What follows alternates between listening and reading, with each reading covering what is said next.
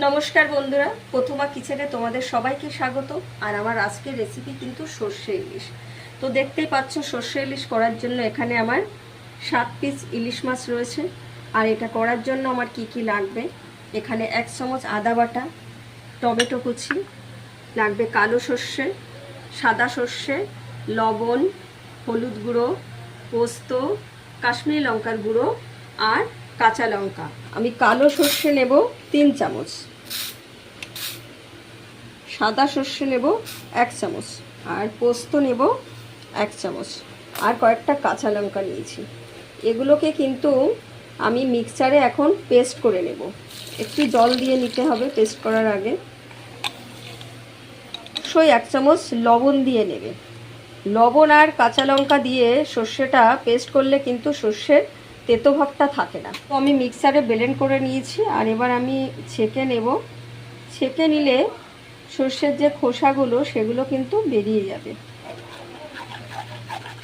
বন্ধুরা দেখো কতটা সর্ষে থেকে কিন্তু ছেঁকে নেওয়ার পরে খোসাটা বেরিয়েছে। অবশ্যই কিন্তু এভাবে খোসাটা বের করে নেবে।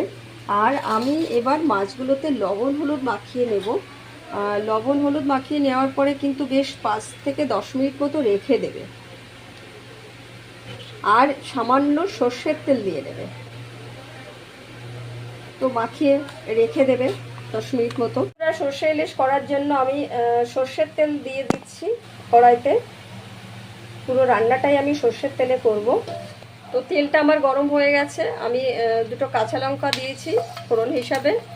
আদা বেটে রেখেছিলাম, আমি দিয়ে দেব। আর দিয়ে দেব টমেটো কুচি, দিয়ে ভালো করে নেড়ে চেড়ে নিতে হবে। তো 1 মিনিট মতো আমি নেড়ে চেড়ে নিয়েছি। আর এবারে দিয়ে দেব 1 চামচ মতো লবণ, 1 চামচ মতো হলুদ, আর একটু কাশ্মীরি লঙ্কার গুঁড়ো, এটাও 1 চামচ দেবে। মশলাটাও ভালো করে কষিয়ে নিতে হবে। তো মশলাটা আমি ভালো করে কষে নিয়েছি। আর আমি এবার জল দেব, পরিমাণ মতো জল দিতে হবে। আমি এখানে 1 মগ জল দিয়েছি। এবার আমি ঢেকে দেব। তো জলের সাথে মশলাটা আমি ভালো করে কষিয়ে নিয়েছি, আর জলও কিন্তু বেশ শুকিয়ে গেছে, দেখতেই পাচ্ছ। আর এবার আমি মাছগুলো দিয়ে দেব।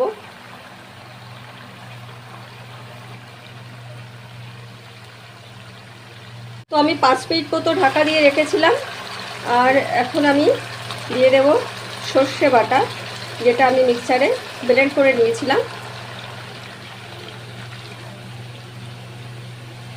আবারও কিছুক্ষণ রাখতে হবে। গ্যাসের ফ্লেমটাকে মিডিয়াম করে দিয়ে আরও কিছুক্ষণ ফুটিয়ে নিতে হবে। তো বন্ধুরা, মাছ দিয়ে আমি 10 মিনিট মতো ঢাকা দিয়ে রেখেছিলাম। আর দেখতেই পাচ্ছ বেশ মাখো মাখো হয়ে এসছে। আর ইলিশ মাছ যেমন বেশি ভাজা করা যায় না, তেমনি বেশি সময় ধরে কিন্তু রান্না করা লাগে না। আর এখন কিন্তু আমি নামিয়ে দেব। তো তার আগে আমি দিয়ে দেবো কয়েকটা কাঁচা লঙ্কা।